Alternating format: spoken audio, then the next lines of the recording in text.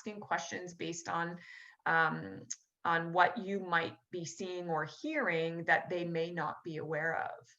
And so this is really where the impact happens in a coaching conversation. And for some, it may not happen within the immediate coaching conversation. Oftentimes what we see is the conversation opens the door, and then as the person goes back and, back into their daily lives, they're reflecting on that conversation, and they're having their sort of breakthrough moments when that reflection happens. And then impact is really connected to outcomes, and the outcomes drive innovation and inspiration, which can lead to new and exciting solutions to problems that may not have otherwise been able to be solved. And that means that those breakthrough results can happen. Our clubs can be innovative, they can change, they can grow.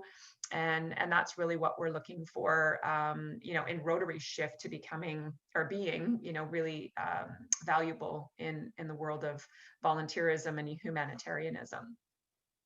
And most people really don't have the opportunity to be in that coaching environment. And I think that's what we found to be very powerful, is like they walk away from that conversation going, wow, no one's ever really let me sit in this conversation and just talk things out. And eventually I end up coming up with my own solutions. And so, when we think about coaching and we think about those kind of environments, it really is about people arriving at their own solutions. We had an author who's unknown at the moment say, coaching is not about teaching the caterpillar how to fly. It's about possibilities and expansion. And so we have the opportunity here today to explore our possibilities within these leaders that we're working with, and expand their wings to fly and grow Rotary. Good morning, everyone. So what we're talking about when we talk about coaching, it's really a mindset change. And so we have to be very self-aware of where we're going with the coaching model. So as we've grown up, we've heard a lot about, what we ought to do. Our parents have talked about, what we should do, what we shouldn't do. And so that's become, sort of part of our DNA as people. So coaching changes that DNA to move us to a mindset where we're inquisitive, where we're curious, and we're changing the conversation.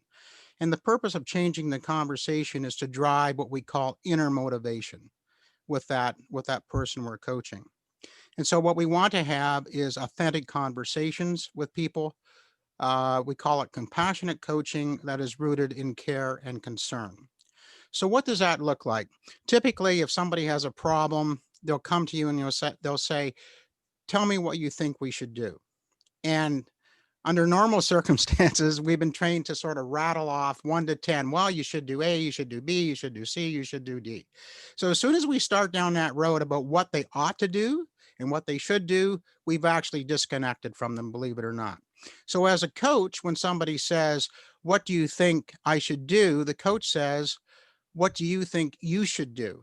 How can you draw on your experiences? And then you get them to talk about their beliefs and their behaviors, and you get them to a solution on their own. Then they're connected with what they're talking about, and they become the champion. So why do we think this is important in Rotary? This is a way of building strong relationships with our club members. It's so important. And a lot of us are introverts, okay? And the introverts sometimes are left behind because they just don't want to speak up. But a coach can bring the ideas out of them and start the conversations that are so important. And you'll find in those conversations, you may find things out personally that might be impacting that member that could be important. And if you find out what's going on, you might be able to work with them on it rather than have that member leave the club. And that's part of our retention strategy right now, is to build those authentic conversations. So it's a mindset. As Angela says, it's about practice, practice, practice, practice.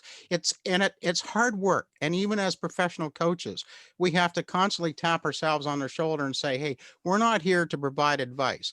We're here to ask the deep questions to get that person to where they need to go. So if you have a challenge in a club, for example, maybe there's a challenge with not being able to grow the club, or there are issues in it. If you start these conversations and have the person work through the problem themselves by you asking questions, you're going to have a lot more powerful a conversation with that person. You're going to engage with them. You're going to build that relationship, and they're going to come away feeling very empowered and feeling very intentional about where they need to go. And then they own the solution that will help to grow the club and grow Rotary.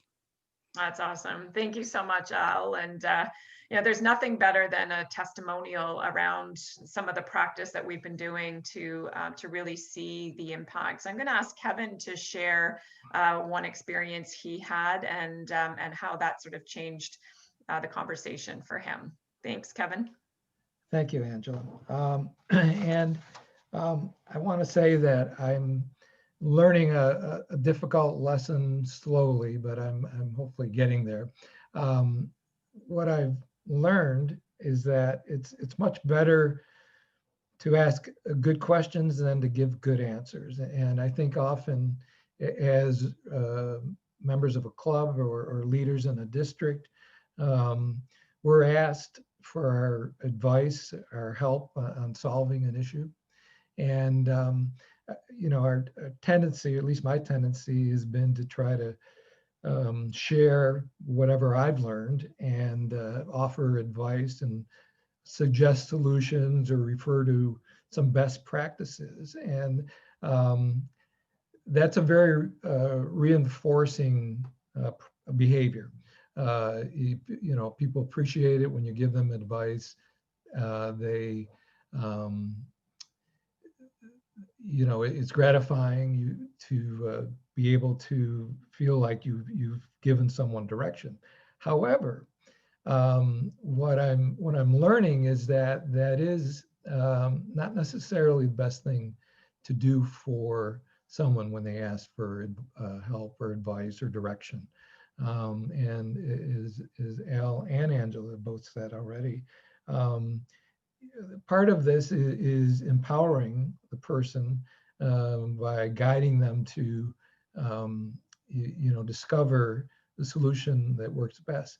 But I also realized, and this is an insight that I had recently, anytime I give advice, it's based on my experience, my perception of the issue and the circumstances and the environment. And that's not necessarily the same as the person who's asking, for guidance, or the environment of the club is entirely different from my experience. So it's not really, even though I feel like it's maybe good advice that I give based on my experience, it may not be relevant to their situation. So by learning to resist that temptation, and again, this is a difficult lesson. I've had lots of training to give answers and advice, but if I interrupt that process, that kind of automatic reaction, and say, how can I help this person discover a solution? They may bring an entirely different perspective, a different idea, something I would never have thought of, and ultimately it will be much more meaningful for them, and it'll be much more relevant to the circumstances than something that I would offer. So it's something that I'm still learning, and I hope to be better at asking good questions rather than jumping to solutions for people. Thank you so much, Kevin. Lise, I'll give you an opportunity if you'd like to share some of Kevin's wisdom to our francophones. Welcome to do that. Merci, Angela. Je crois qu'une des choses que j'ai retenues de ce que Kevin nous a partagé, c'est que il est préférable de poser des bonnes questions au lieu de donner des bonnes réponses. Donc, pour moi, c'est ça qui résume ce que Kevin vient de nous partager.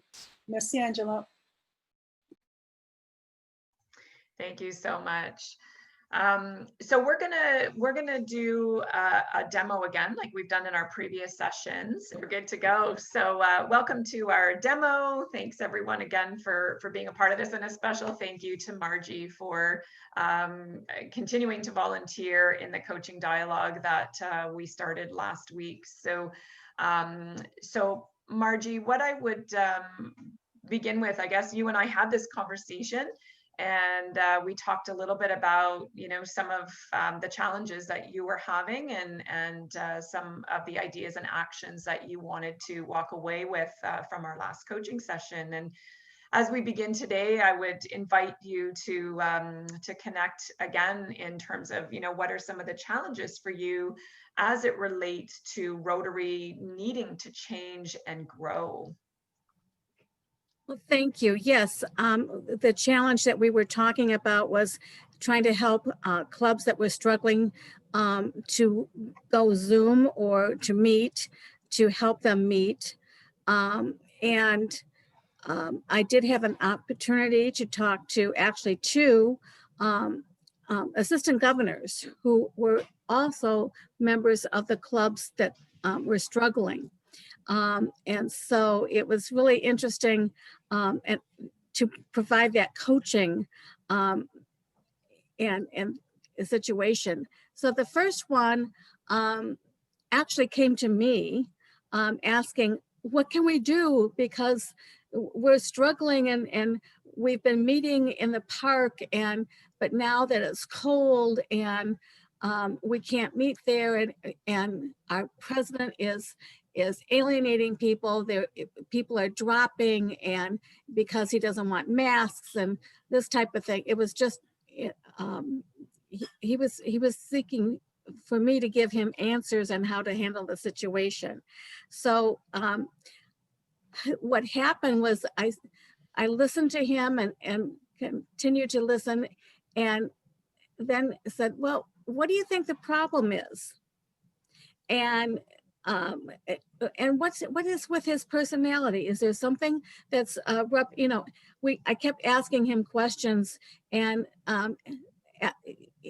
so that he could figure out how the assistant governor happened to be the immediate past president of that club as well. So it was kind of a double role and kind of some friction. And so through that process, he was able to come to some questions that he could ask the president to take some action. So I was coaching him to become a coach. And it was really, really rich. It gave me confidence in the process.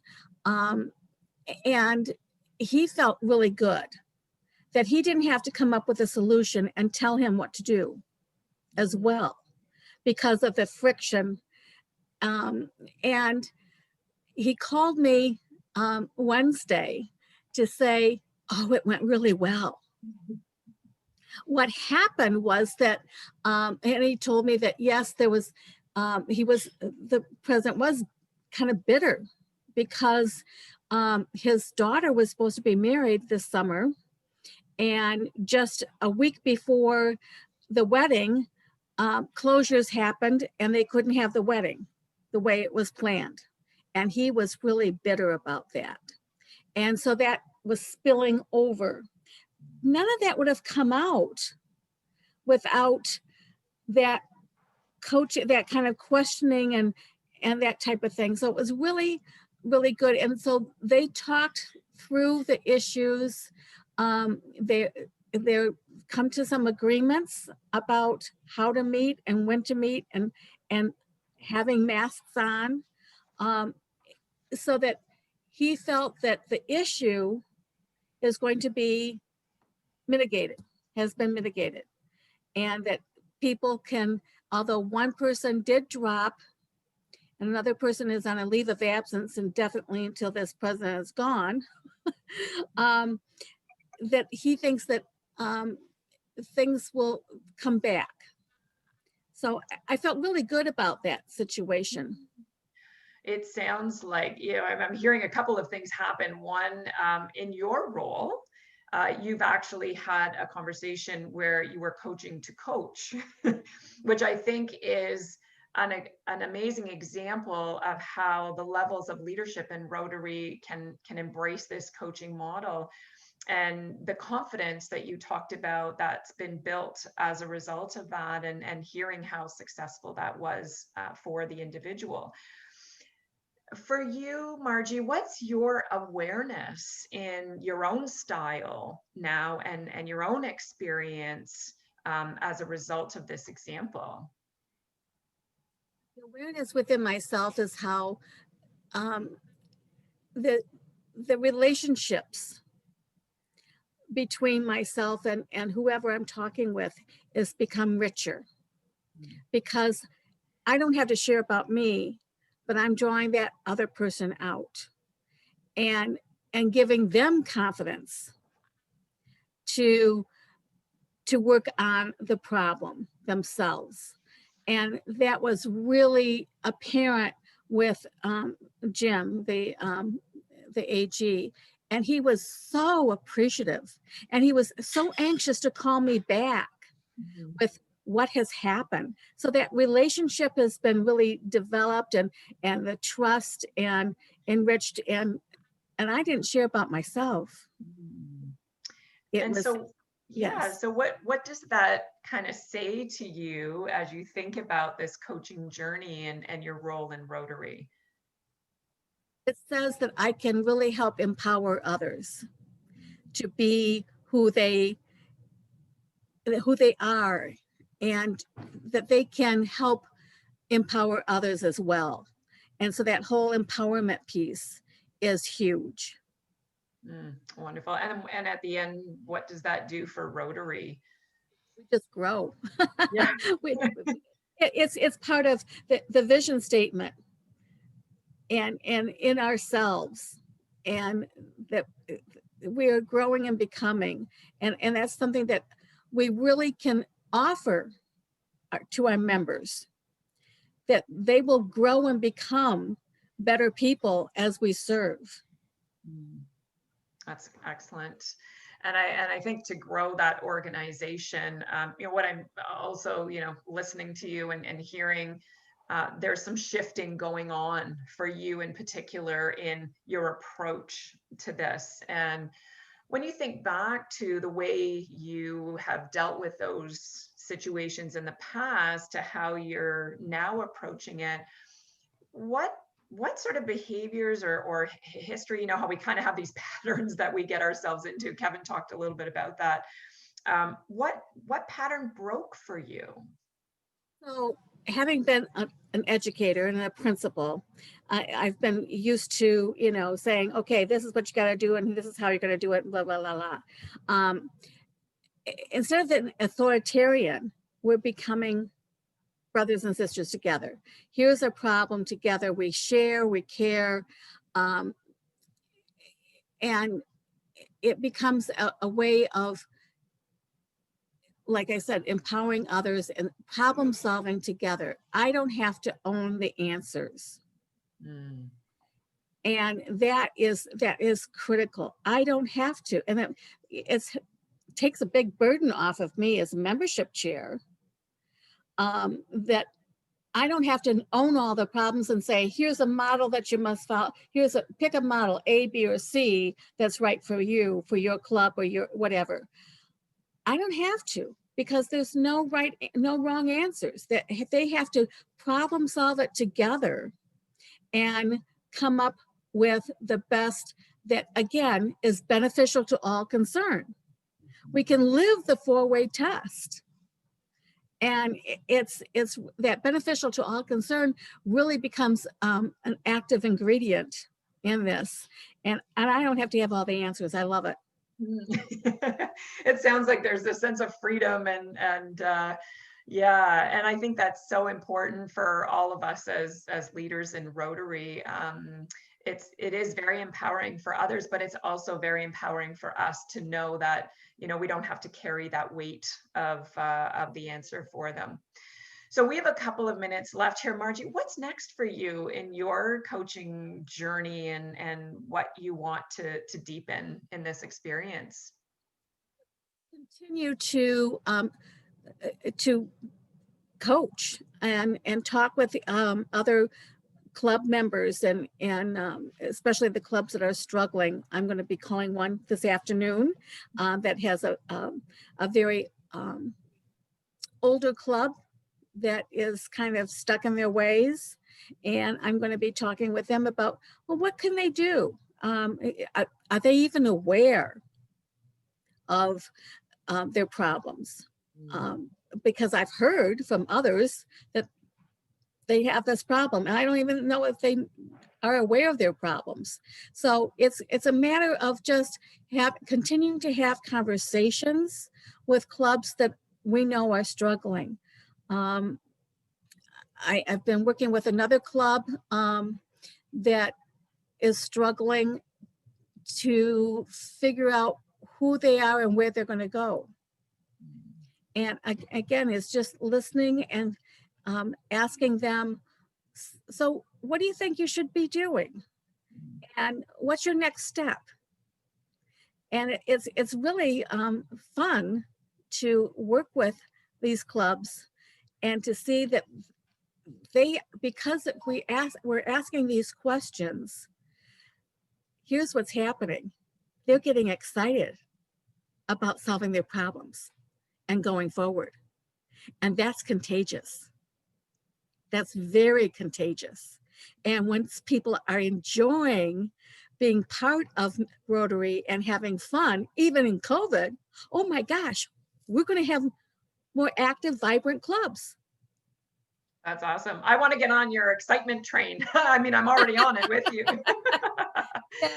And I think, you just exude, what the results can be for our conversations with Rotary. It sounds like you've, engaged in some really meaningful dialogue and some conversations. You've obviously empowered this Rotary leader. They were excited to call you back to go, oh, guess what happened? And again, it wasn't to say, well, your idea worked or didn't work. It was more about, I came up with this. I went out there, I got it, and came back. So thank you so much for sharing that, Margie. That energy, that enthusiasm that you have is really going to mobilize Rotary, and we really appreciate that. Thank you. It's just me. Wonderful. So what I'm going to do is open it up now to debrief that coaching session that Margie and I had. So I would invite people to put up their hand or identify that they'd like to share. I see we've got lots of stuff happening in the chat room. So maybe I'll start with you in the chat room. Is there anything there that we'd like to share? Yeah, I think just overall, I think there's a very positive impact from Suzanne. Margie is so well spoken and her energy and thoughts contagious. So you're already having an impact, Margie, on this team here. So thank you so much for that. And also, there was comments about what if these older deteriorating clubs can't come up with answers or conflict on their solutions. So maybe we can talk a little bit about that in our debrief. Mm-hmm. Yeah. Again, with the concept of coaching, I think what it does is it opens the door to having a conversation in any situation. Whether it's someone who's already there and wants to go further, someone who is really struggling and needs the opportunity to kind of work through some of the issues. And so, that the practice in those situations becomes really critical for everyone. Is just start the coaching dialogue and be a really good active listener and allow the other person to really share what's going on for them, and to continue that dialogue and challenge the patterns of thinking that might be happening. So let's go out to who would like to comment or, about the coaching session. What did you see? Where do you see the impact that can happen given the demo that we did? Well, I'd like to throw one, I guess, not idea, but something in there for people to think about as you think about coaching. I'm in the process of putting together a new club, which is going to be focused on ethnic minority groups, quite a number of them. And having spent half of my business career and Rotary life living in other countries, most of them were, I was the ethnic minority. I have sat back and adjusted how I talk to and how I approach some of the people in a meeting, realizing that just because they're living here in the United States, and Michigan in this case, doesn't mean that they've left behind the culture of which they were raised under. And so we have to talk with, we have to guide, we have to approach them just a little bit different sometimes than we would as we look at us as normal people in the United States. That's a really great point, Russ. Thank you so much for sharing that. Anna, I believe you had your hand up earlier. Yes, I had a question or a statement. I was curious if when Margie was talking to the area governor, if she had mentioned that she was taking coaching training and she was taking, so you did, I was just curious. So you didn't mention, you know, try this or as a coach? No, I did mention that I felt that it was important for him not to take a different approach than just telling him, hey, you're doing it all wrong, you're losing members, blah, blah, blah, blah, blah, to say, oh, you know, maybe you should ask him. I wonder what's going on. You know, is there something that's happening? Maybe a series of questions. It just suggesting that they're, you know, asking what is his motivation? What's going on? And he loved it. A light bulb went off in his head to say, oh yeah, maybe there's a different way to do it. And so yeah, I just suggested that instead of being abrasive and condescending and saying you're doing things wrong, especially because he's immediate past president, he liked that. Great, Excellent. thank you. Thank you. Other comments? Angela, there's a really interesting question here from Suzanne that I'd like the team to address. And Suzanne's question is, our district membership committee has some members who may feel challenged with coaching. Does a list of opening questions, icebreakers, or dialogue themes exist? Do you want to answer that one out?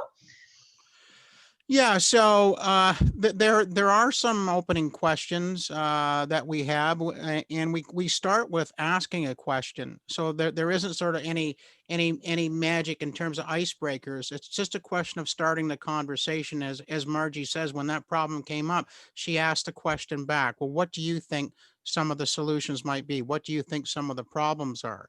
And so it comes back to a mindset where the coach, when they hear the question, and this is where the active listening comes in, you have to listen very carefully and be careful not to superimpose, as Kevin says, go right back into, okay, well, let's start off with the ought self. So it's actually quite simple when you think about it.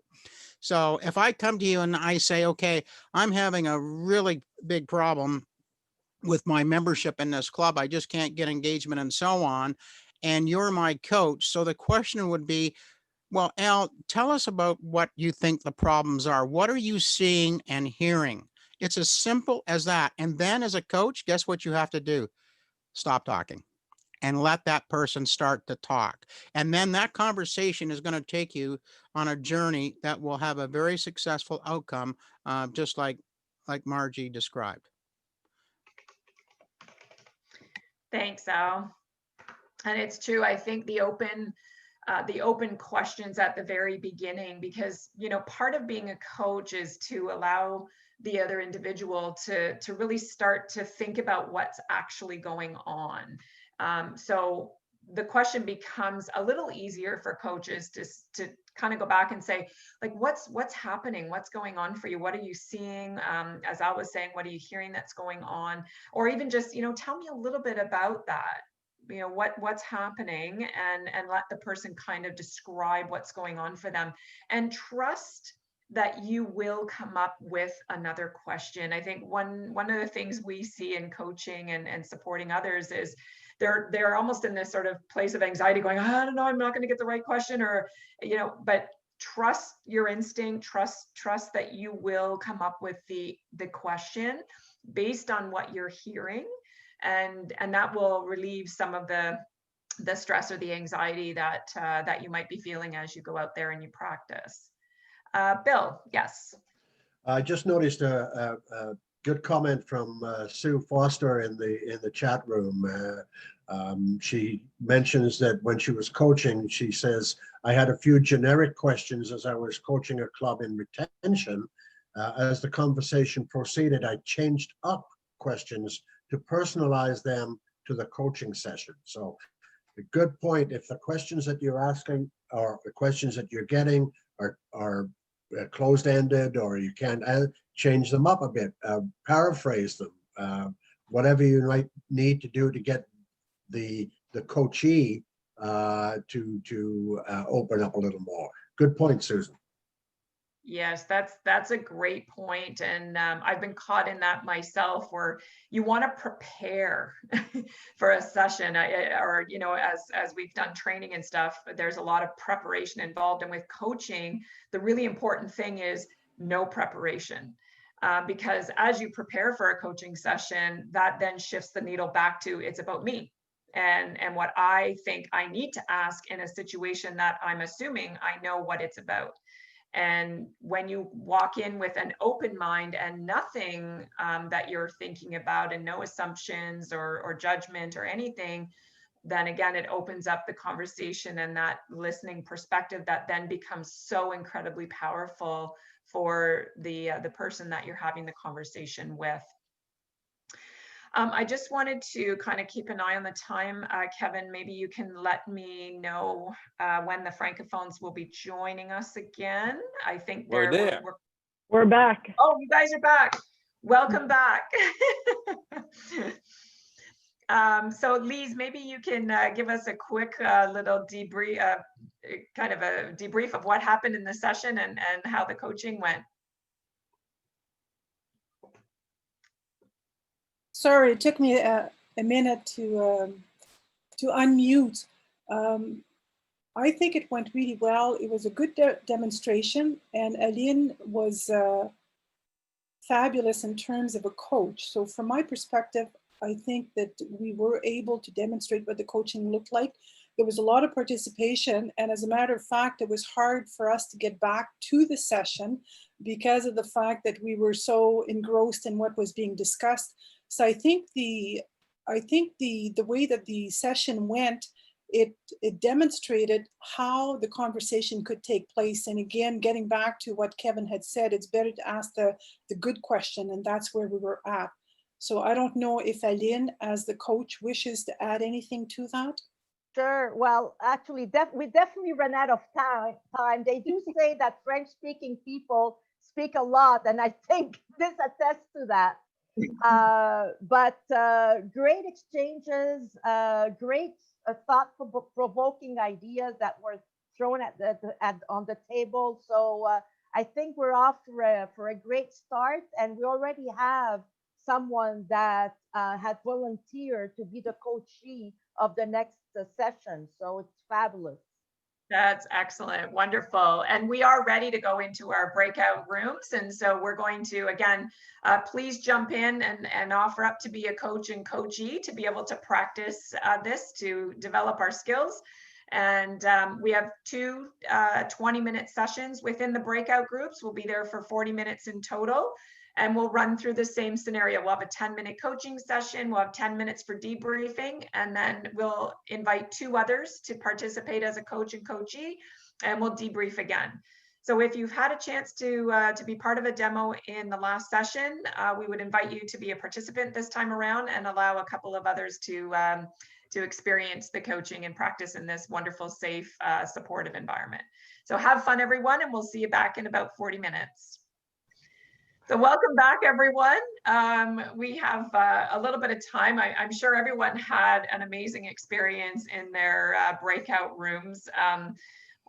We have a few minutes to kind of bring back some of the impact that you had in your experience in this coaching practice.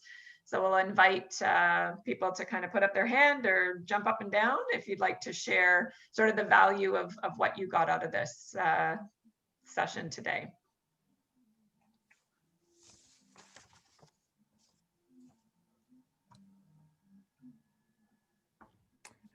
I'll start. I had a great group. I'm sure they all were, but mine was probably better. But they were very engaged and had some great conversations and some great questioning. We did an excellent demo at the beginning that I don't think Nigel realized when he started asking a question that that was perceived as putting his hand up to be the coachee, but it was. And so he did a great job with that. And Neil was a good coach. And then we went into kind of a group coaching kind of approach where we were all looking at questions and good questions to ask, and commented that this takes some work because as Rotarians, and some of us have backgrounds as educators, we're kind of programmed to tell people stuff. And we're kind of programmed to feel like we need to be telling them the answers. And it takes some real, tongue biting to have to not do that sometimes. And that was a good, I think, a good reminder. But others from my group could chime in.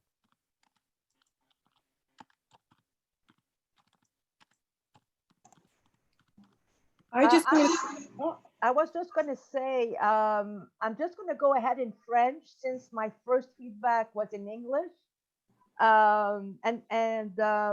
Je voudrais juste dire, premièrement, je voudrais remercier tous les Rotariens d'avoir participé aux 2 sessions. Je pense que vous avez tous été fabuleux. Puis je sens qu'effectivement, c'est un ingrédient qui va aider beaucoup les Rotariens à avancer. Puis déjà, il y a plusieurs d'entre vous qui ont émis des très bonnes idées qui vont peut-être aider les prochaines sessions à s'aligner vers le thème du changement. One of the things that the Rotarians started to speak about is change. And I'll leave it to the organizers of the event to decide whether you want change to be part of the next coaching sessions. But again, I'd like to thank all the Rotarians for their fabulous job, whether they were coaching or whether they were coachees. I've learned a lot about Rotary, and thank you very much, everyone. Thank you so much, Aline, and I'm thrilled to have the opportunity to provide this francophone bilingual environment for everyone. So merci beaucoup pour vous and votre temps pour aujourd'hui. And thank you to our coaches who joined us in our session. So Louisa and Alan, myself, and others who are volunteers and are Rotarians ourselves in being a part of this. And a special thank you to all of you who actually jumped in, took the leap of faith to be a coach, to be a coachee, to do a demo with us. It takes a lot of courage, a lot of strength, and a lot of bravery to actually do that. And for those who participated, thank you for the great dialogue and the engagement in that session and the learning that's been shared with everyone here today. So I'll just turn it over to Al for some final thoughts, and then we'll invite Kevin to put up some poll questions for us to give us some feedback on today's session. Al? Yeah, thanks, Angela. Doug, did you have your hand up? I just quickly will ask Lise to pass on to our Francophone friends that change is a big issue for us, so we will respond to them. Yeah, thanks, Doug. Yeah, I just wanted to echo what Angela was talking about. I was most grateful for the folks in my breakout room. I was very proud of them to come as far as they have in such a short period of time. And I wouldn't have any problem in giving your a certificate of coaching today. And we had some great breakthrough sessions, and that's so important. And I think that we can now appreciate the importance of coaching to grow Rotary. and how we're going to be able to come out of COVID-19 stronger and better and a much more richer organization using the coaching model. So I just want to thank everybody from the bottom of my heart for participating today. I know Angela and I are most grateful for all of your work, and I know that we speak for Louisa and Lynn and Tanya as well.